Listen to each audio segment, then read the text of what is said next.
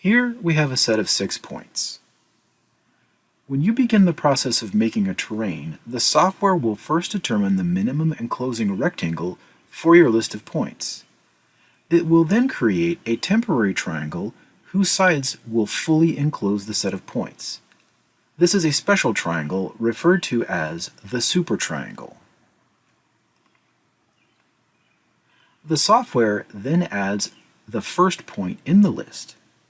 As you can see, this first point falls well within the circumcircle of our super triangle, and thus DeLauney's requires that this triangle is broken into a smaller set of triangles. As you can see, the software has added this new point and generated a new set of triangles.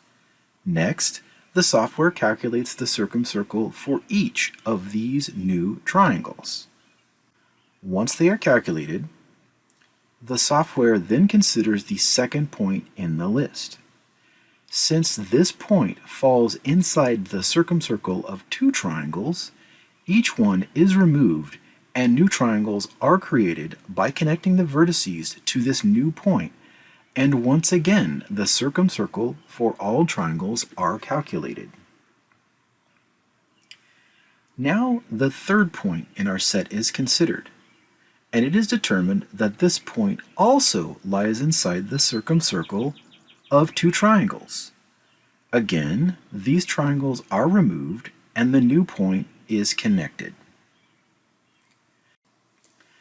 As we continue, each new point is processed in the same manner, and invalid triangles are removed and new triangles are created by connecting to each subsequent point. Once all points have been processed, the remaining step is to remove the points that defined the super triangle, and the final terrain is displayed. Now let's jump over to OpenRoads and create a terrain from these same points and see if our results match. So here we are in OpenRoads Designer, and what I'm going to do is take the same 6 points, which I have here, now I've selected them. I'm going to create a new terrain from elements. Note I'm on the Terrain tab under the Create group. I'll choose From Elements. I'm going to make sure that the feature type in this case is set to Spot. I've got a bunch of options which we'll talk about in future videos, but in this case these are spot elevations. My edge method is set to remove slivers. I'm going to go ahead and choose a feature definition of existing triangles. And we'll just go ahead and stick with this default name, existing terrain. So on my cursor it says that I should data point to accept these 6 elements, which I'm going to do.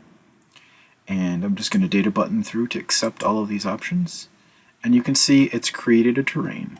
And so what I'm going to do now is go ahead and turn on the triangles.